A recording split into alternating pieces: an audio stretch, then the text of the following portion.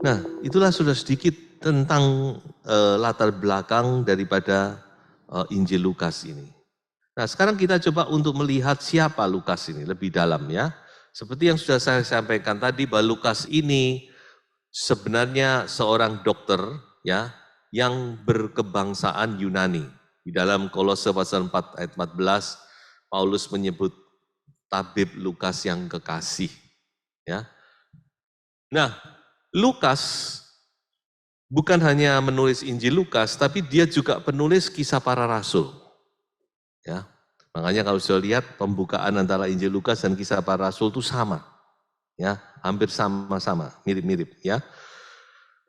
Nah, kalau kita lihat di dalam perjalanan kehidupan Paulus, maka Lukas itu mulai menyertai Paulus, ya, mulai kita lihat jejaknya itu sejak perjalanan misi yang kedua, saudara-saudara.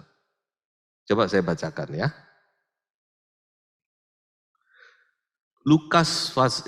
Kisah Rasul pasal 16 ayat 10 berbunyi demikian ya. Setelah Paulus melihat penglihatan itu, segeralah kami. Perhatikan ini, kata kami. Berarti penulis ikut di dalamnya, bukan? Kami mencari kesempatan untuk berangkat ke Makedonia dan seterusnya. Ya. Jadi di sini kita mulai lihat Lukas mencantumkan dirinya, kami mencari. Jadi Lukas itu tidak tahu persisnya kapan, tapi yang pasti sejak perjalanan misi yang kedua, ya, di mana waktu itu Paulus stuck di Troas, ya, dia nggak tahu mau kemana, mau ke utara dihalangi terus oleh Roh Kudus, akhirnya dia stuck di Troas. Ya, makanya saya tulis sangat mungkin Lukas adalah buah pelayanan Paulus di Troas. Dia bertobat dan dia bergabung dengan timnya Paulus. Nah, Lukas ini terus yang menyertai Paulus. Ya, kalau sudah membaca kelanjutan dari kisah Paulus di kisah para rasul, ya beberapa kali Paulus ada kata kami. Itu menandakan bahwa Lukas ikut di dalamnya. Salah satunya di dalam kisah para rasul pasal 27, waktu Paulus karam kapal, di situ juga ada Lukas. Ya. Dan bahkan sampai Paulus ditawan di Roma, Lukas masih ada di situ. Kisah Rasul 28 ayat 16. Ya.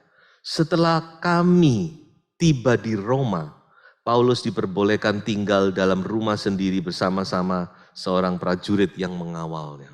Ini Paulus pertama kali di penjara, tapi penjaranya masih ringan, penjara rumah waktu itu. Bukan penjara sesungguhnya. Nah, itu ada Lukas. Ya.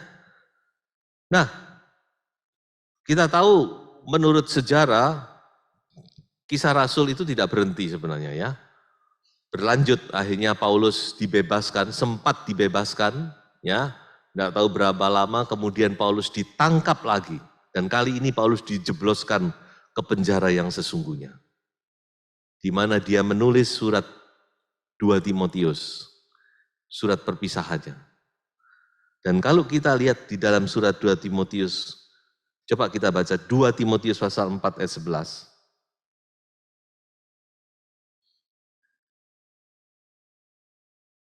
Coba perhatikan perkataan ini. Hanya Lukas yang tinggal dengan aku.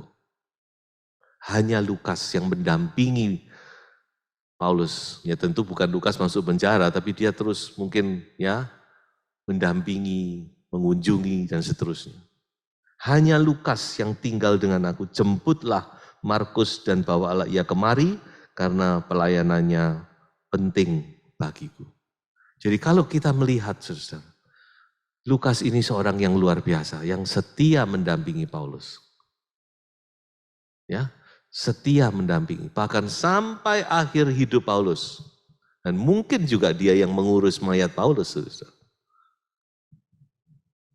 Dan kita tahu Paulus dipenggal. Harus ada yang ngurusi toh mayatnya. Mungkin Pak Lukas. Dan konon Lukas ini akhirnya juga dia tidak menikah sama seperti Paulus. Dan saya lupa tadi mencatat, dia akhirnya meninggal juga setelah sekian waktu ya. Jadi Lukas ini benar-benar teman yang luar biasa, saudara. Ya. Tidak heran tulisannya ya semacam reward mungkin ya dari Tuhan ya. Salah satu tulisannya tentang kisah Yesus Kristus, tentang kehidupan gereja menjadi bagian dalam Alkitab kita. Ya. Nah, saudara-saudara, dari sini kita tahu dari mana Lukas itu bisa mengetahui kisah tentang Yesus Kristus. Sebab kalau secara pribadi Lukas nggak pernah kenal sama Yesus, gitu, nggak pernah kenal dia. Ya, dia nggak tahu Yesus secara pribadi, nah, dia tinggal di tempat lain, gitu. Lalu bagaimana dia bisa menulis tentang kisah Yesus Kristus? Nah, salah satu tentunya dari Rasul Paulus, ya.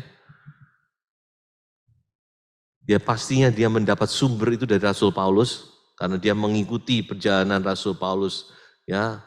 Rasul Paulus berkhotbah tentang Yesus, tentang ini, tentu dia catat dari situ, dia mendapat sumber dari situ. Dan yang kedua, saudara, Lukas ini dengan latar belakangnya seorang dokter, seorang intelektual, dia melakukan penyelidikan dengan seksama dikatakan. Ya. Lukas pasal 1 ayat 1 sampai 4. Theophilus yang mulia, banyak orang telah berusaha menyusun suatu berita tentang peristiwa-peristiwa yang telah terjadi di antara kita, seperti yang disampaikan kepada kita oleh mereka dan seterusnya. Coba ayat 3, karena itu setelah aku menyelidiki segala peristiwa itu dengan seksama dari asal mulanya, aku mengambil keputusan untuk membukukannya dengan teratur bagimu. Jadi dia benar-benar melalui penyelidikan, saudara-saudara. Ya kalau sekarang istilahnya riset, ya research, ya studi. Ya dari bahan-bahan dia terima, dia mungkin mewawancarai orang-orang yang mengenal Yesus, dia mencari sumber-sumber ya yang ada, dan disitulah dia membukukan menjadi satu cerita yang teratur. Ya, sebagai seorang yang mendapat pendidikan sekuler, ya, maka Lukas punya kompetensi yang tinggi untuk melakukan research. Makanya kita tidak perlu meragukan, walaupun Lukas tidak pernah ketemu Yesus, kita tahu tulisannya nggak ngawur, ya. Lukas bagaikan seorang sejarawan yang menulis fakta-fakta sejarah. Sebab itu tulisannya memiliki objektivitas yang tinggi dan juga tersusun secara kronologis. Ini tidak ngawur ini bukan orang sembarang cerita asal berita burung ditulis, bukan.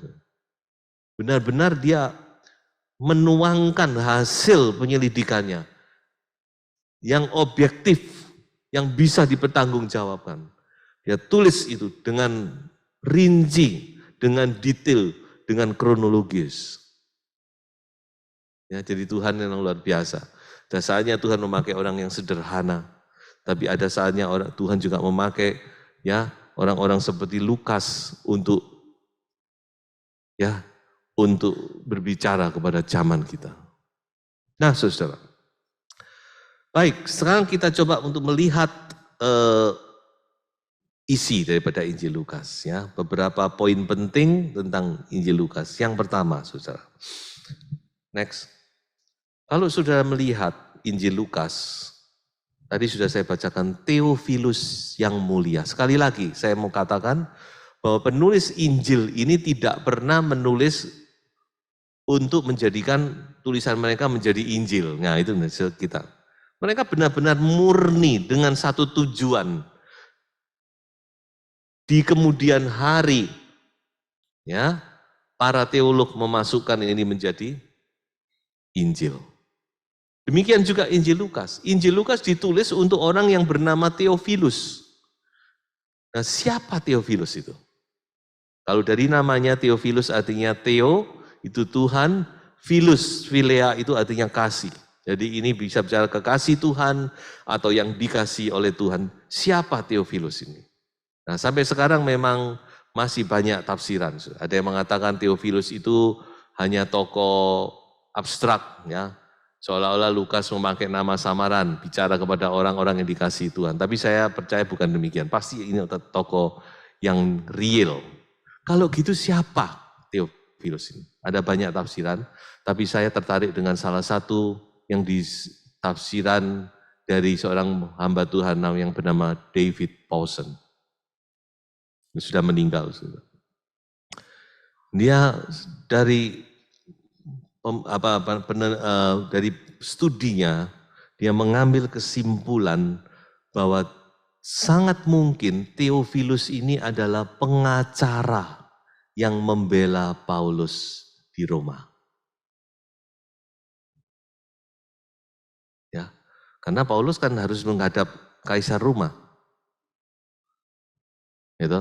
Tidak bisa dia terus bebas gitu aja. Dia harus menghadap Kaisar Roma. Dan dia butuh seorang pengacara. Dan sangat mungkin pengacara inilah Theophilus itu. Jadi Lukas seolah-olah memberikan pertanggungjawaban, ini loh iman yang dipercayai Paulus, ini loh yang membuat Paulus itu dibenci, yang membuat Paulus itu difitnah, yang membuat Paulus itu sekarang dipenjara. Dia tulis semuanya, argumentasinya dengan berupa sebuah cerita tentang Yesus. Ya. Nah, kita tidak tahu yang pasti, tapi kalau memang ini benar, apa yang disampaikan oleh pendeta David Pawson ini benar, maka berarti Lukas itu ikut andil ya dalam pembebasan Rasul Paulus waktu dia di penjara yang pertama kali. Ya, penjara yang kedua memang tidak bisa karena yang memenjarakan Nero. Memang tujuan Nero mau menghabisi orang Kristen. Oke? Yang kedua, saudara, kita lihat bahwa seperti yang sudah saya sampaikan tadi, bahwa Lukas ini benar-benar sangat objektif, saudara. Dia menulis segala sesuatu itu berdasarkan fakta dan berdasarkan data. Salah satunya kita bisa melihat itu di dalam Lukas pasal 3, dia menulis background daripada background sejarah, background masyarakat, background pemerintahan, waktu kejadian itu terjadi. Coba saya perhatikan, dalam tahun ke-15 dari pemerintahan Kaisar Tiberius, ketika Pontius Pilatus menjadi wali negeri Yudea, dan Herodes raja wilayah Galilea, Filipus saudaranya raja wilayah Iturea, dan Trakonitis, dan Lisanias raja wilayah Abilene, pada waktu Hanas dan Kayafas menjadi imam besar, datanglah firman Tuhan, dan seterusnya. Jadi sangat precise, sangat tepat, sangat detail. Lukas menggambarkan background, jadi tidak salah. Ya, jadi jangan sampai kita ada yang meragukan seolah-olah cerita tentang Yesus itu cerita hanya kabar burung, tidak. Ini benar-benar fakta sejarah ya, saudara ya. Dan Lukas juga satu-satunya penulis Injil yang menceritakan masa kecil Yesus. Yang lain tidak pernah. Hanya Lukas yang bicara bagaimana waktu Yesus di usia 12 datang ke Yerusalem. Ya, itu sudah kita ketahui ceritanya, nggak usah saya ulang, saudara. Jadi Lukas ini sangat detail, sehingga kita boleh yakin bahwa tokoh Yesus maupun Yohanes Pembaptis itu tokoh sejarah, bukan rekayasa. Ya, berikutnya, next. Nah, ini beberapa keistimewaan Injil ini dulu ya. Nah, di dalam Injil Lukas kita juga melihat ada silsilah. Ya. Nah, kalau kita bandingkan dengan Injil Matius memang ada sedikit beda karena kalau di Injil Matius itu Matius menulis silsilah Yesus itu dari garis keturunan Yusuf. Sedangkan di Injil Lukas, Lukas menulis keturunan Yesus itu, garis keturunan Yesus itu dari Maria. Dengan lain kata, baik Yusuf maupun Maria ini sama-sama keturunan dari Daud. Wis sempurna wis ini. Yesus itu memang layak disebut anak Daud. Ya, jadi menarik sekali dan salah satunya Lukas meruntut keturunan Yesus itu sampai ke Adam. Adam sampai Adam. Dia bisa begitu runtutnya menulis sampai ke Adam, itu berapa angkatan itu. Dari sini kita tahu seolah-olah Lukas menunjukkan Yesus itu manusia. Dia ini keturunan Adam sama seperti kita. Kita ini kalau diruntut-runtut ya sampai Adam. Ya. Makanya semua manusia itu bersaudara sebenarnya, ya. Kalau kita diruntut itu ya kita sampai ke Adam. Itu bapaknya umat manusia itu, ya. Injil Lukas next, ya, menampilkan Yesus dari sisi kemanusiaannya. Nah, kita sudah melihat bahwa Matius menampilkan Yesus sebagai apa? Raja. Markus sebagai apa? Balance dari raja apa? Hamba. Kalau Lukas menampilkan Yesus dari sisi kemanusiaannya. Ya. Dia menampilkan bahwa Yesus ini benar-benar manusia seperti Anda dan saya. Tidak ada kelebihan. Bukan dia sakti bisa kayak orang kungfu bisa loncat berapa meter ke atas genteng. Ya. Dia sama dengan kita. Dan salah satu, saya simpulkan ya, salah satu ayat yang paling kuat menunjukkan kemanusiaannya dari seluruh Injil Lukas, bahkan dari seluruh Injil, yaitu ayat ini. Lukas 22 ayat 44. Coba perhatikan, saudara. Ia sangat ketakutan dan makin bersungguh-sungguh berdoa. Peluhnya menjadi seperti titik-titik darah yang bertetesan ke tanah. Kalau Yesus itu alang, tidak perlu takut ya. Menghadapi salib, tidak perlu takut. Itu namanya Allah. Bisa saja, tidak apa-apa, aku dipukul, digini kan, aku bisa membuat diriku tidak merasa apa-apa, ya toh, gampang saja. Tapi dia benar-benar menghadapi salib itu sebagai manusia. Bedanya dia masih punya kemahatauan kan. Tapi lainnya dia tahu apa penderitaan yang akan dia alami. Sebab itu Yesus sangat ketakutan, dia katakan. Dia menghadapi salib begitu gemetar.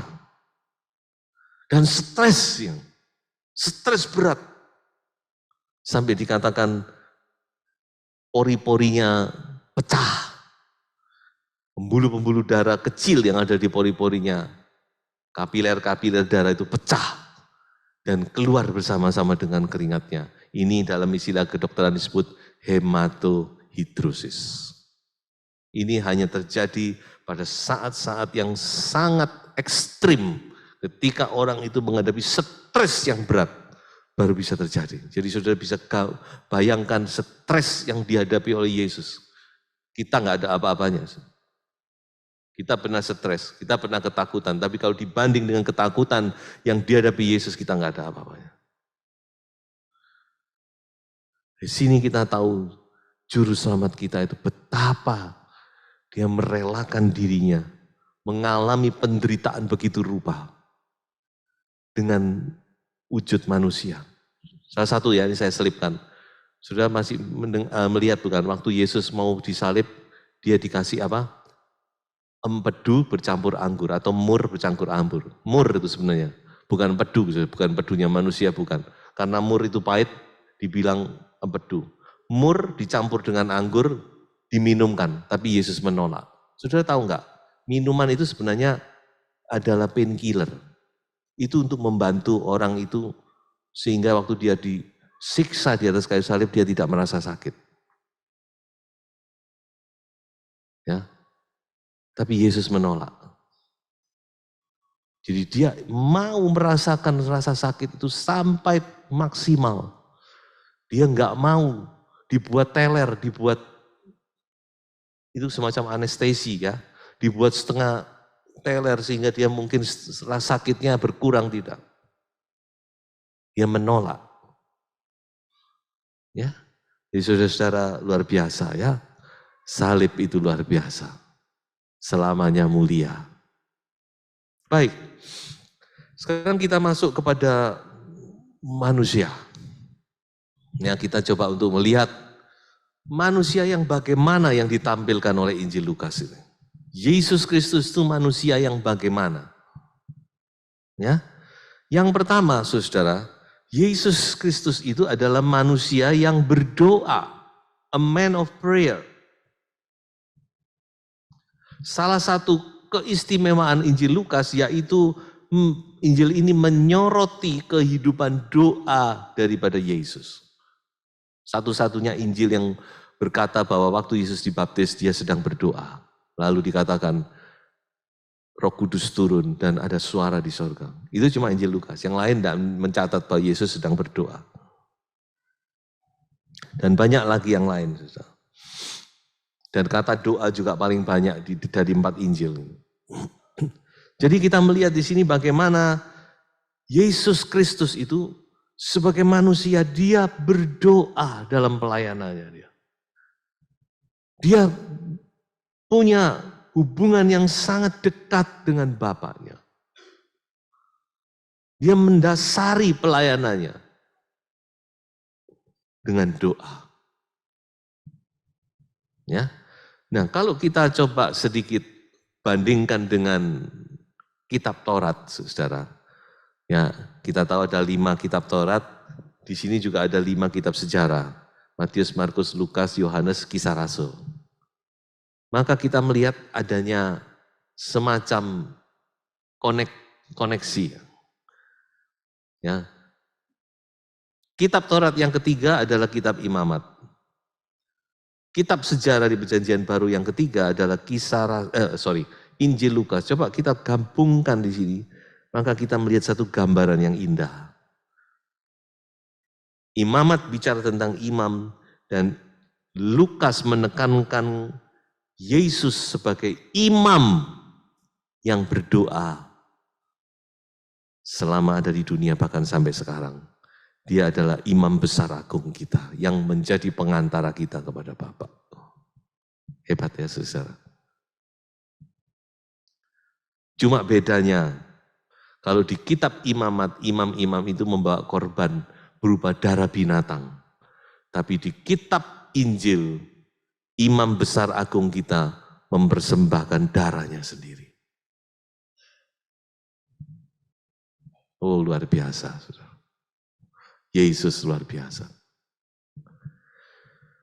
Yang kedua, saudara, Yesus adalah manusia yang mengandalkan Roh Kudus. Ya, di kitab di Injil Lukas juga Roh Kudus, kata Roh Kudus ya paling banyak cantumkan, kurang lebih 15 kali. Ya, jadi Yesus ini dia manusia yang seperti kita. So itu dia tahu bahwa dia tidak mampu dengan kekuatan sendiri untuk melayani Bapaknya. Itulah sebabnya dia selalu mengandalkan Roh Kudus. Dia bergantung penuh kepada Roh Kudus. Ya. Dan tidak heran saudara, kalau Lukas juga yang menulis tentang kisah para rasul. Ada orang berkata bahwa kisah para rasul itu sebenarnya kisah Roh Kudus. Ya, jadi Roh Kudus menjadi salah satu sorotan utama daripada Injil ini. Bagaimana Roh Kudus ini yang mendampingi Yesus sejak dari kelahirannya, sejak conception-nya, sejak Maria mengandung dari Roh Kudus, bahkan sampai Yesus mati dan bangkit. Benar-benar Roh Kudus yang bekerja dalam kehidupan Yesus ya. Oke, next ya.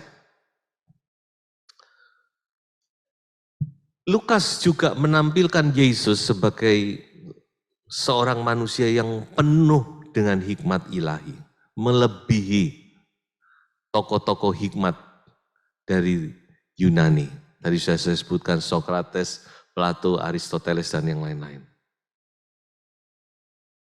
Ya, memang tokoh-tokoh ini tokoh-tokoh yang hikmatnya luar biasa, filosofi Yunani. Tapi Lukas seolah-olah melalui Injilnya ini memberitahu kepada orang Yunani, di sini ada yang lebih hebat daripada tokoh-tokoh itu, yaitu yang bernama Yesus. Ya, tidak heran dalam Injil Lukas ini Lukas mencatat perumpamaan Yesus yang paling banyak. Ya, perumpamaan ini kan menunjukkan hikmat ilahi di dalamnya, bukan? Ya, ada total 28 kali, 28 perumpamaan di dalam Injil ini. Ya, Matius memang banyak, tapi masih lebih banyak lagi Injil Lukas. Ya, jadi saudara bisa lihat ayat-ayatnya, saya tidak baca bagaimana Lukas menggambarkan Yesus dari kecil, penuh dengan hikmat terus bertambah. Ya, bahkan dikatakan oleh Injil Lukas, di sini ada yang lebih berhikmat daripada Salomo. Seorang yang penuh hikmat yang pernah hidup di dunia. Ya, Yesus masih lebih berhikmat. Ya. Next. Nah, kemudian saudara, Injil Lukas, ada beberapa, kalau saudara membaca kitab Injil, ya, saudara, kalau saya suka memperhatikan begini, saudara, ada kekhususan-kekhususan dalam tiap Injil. Makanya kalau sudah membaca di dalam Alkitab saudara, di situ kan ditulis, misalnya cerita tentang seperti yang saya katakan perwira Kapernaum. Biasanya di bawahnya dalam kurung. Ini juga terdapat di Markus sekian, Lukas sekian, begitu ya. Nah, tapi ada cerita-cerita yang khusus dalam tiap-tiap Injil. Nah, demikian juga di Injil Lukas, mulai pasal 13, 14, 15, 16, itu sampai 18 kurang lebih, itu banyak cerita-cerita yang hanya khusus di Injil Lukas. Ya, biasanya itu mengandung pesan penting. Dan salah satunya, saudara, yaitu cerita tentang orang Samaria yang baik hati. Itu hanya di Injil Lukas ada. Di Injil lain nggak ada.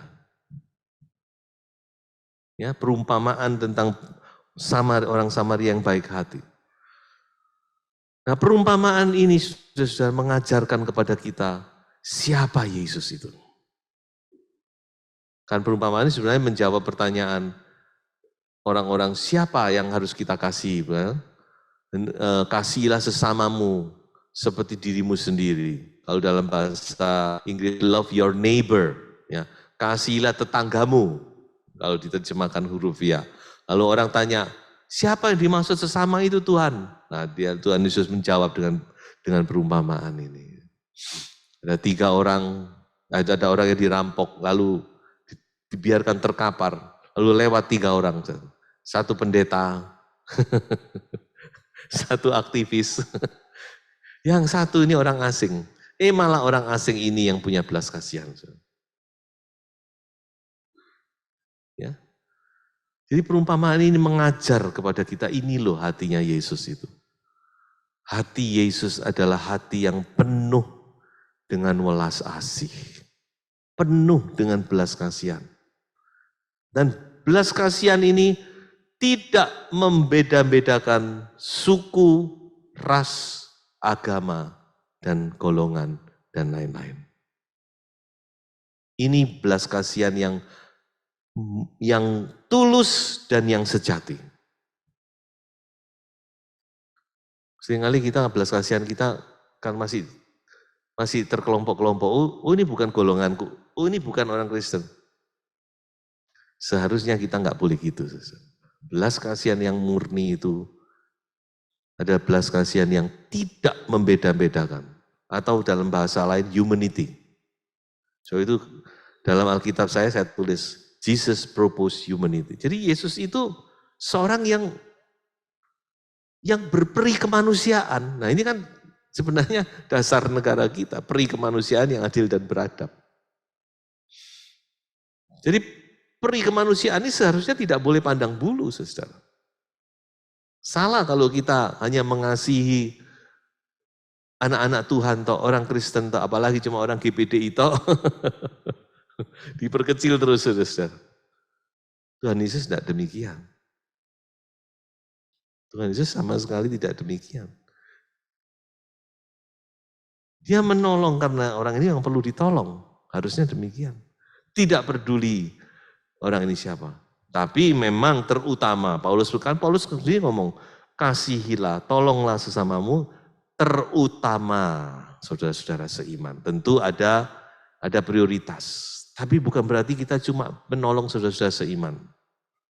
Kalau memang kita dibutuhkan, kita tolong semua. Ya, kasih itu tidak memandang bulu. Ya, makanya dalam tingkatan yang disebut dalam 2 Petrus, kasih kepada saudara-saudara, kemudian tingkat tertinggi adalah kasih kepada semua orang. Oke, maju lagi. Manusia yang bagaimana Yesus itu? Manusia yang punya hati Bapa. Sekali lagi salah satu perumpamaan yang paling terkenal di Injil Lukas. Paling terkenal nih, ya. Bukan hanya di kalangan Kristen, di kalangan non-Kristen juga mereka tahu cerita tentang anak terhilang ini. Dan ini memberikan pesan kepada kita bahwa Yesus itu punya hati Bapa. Hati Bapa itu apa ya? Hati yang merangkul, ya, yang terhilang, ya. Justru dikatakan dia mencari yang terhilang. Dia menanti orang yang terhilang kembali. Hati seorang Bapa, ya, itu luar biasa, ya. Jadi inilah manusia Yesus Kristus yang ditampilkan oleh Injil Lukas. Dan terakhir Injil Lukas ditutup dengan satu pernyataan yang luar biasa. Di akhir Injil Lukas, di dalam Lukas 23 ayat 47, ya. Lukas 23 ayat 47 berbunyi demikian. Ketika kepala pasukan melihat apa yang terjadi, ia memuliakan Allah. Katanya, sungguh orang ini adalah orang benar. Ini perkataan yang tulus keluar dari mulut orang yang menyalibkan Yesus. Dia mengakui orang ini memang orang benar. Dan kemudian ditutup dengan kisah tentang kebangkitan. Seolah-olah pengakuan daripada manusia Romawi ini tentang manusia Yesus Kristus yang disalib, yang dia salibkan, menyimpulkan siapa Yesus itu. Yesus bukan hanya manusia biasa. Benar, dia memang manusia 100%, tapi satu hal, dia manusia yang benar, artinya dia manusia satu-satunya yang hidup dalam kebenaran dan tidak tercemar oleh dosa. Itulah sebabnya Yesus dapat menjadi korban penghapus dosa bagi kita. Kalau Yesus tercemar sedikit saja dengan dosa, dia sudah tidak berqualified, dia tidak bisa menjadi korban penebus dosa. Tapi dia hidup dalam kebenaran. Ya, sehingga dia korbannya, kematiannya bisa untuk menebus saudara dan saya. Darahnya membayar dosa-dosa kita, sehingga kita dijadikan benar. Mari kita baca ayat terakhir ini bersama-sama. 2, 3. Dia yang tidak mengenal dosa telah dibuatnya menjadi dosa karena kita, supaya dalam Dia kita dibenarkan oleh Allah. Tuhan Yesus memberkati.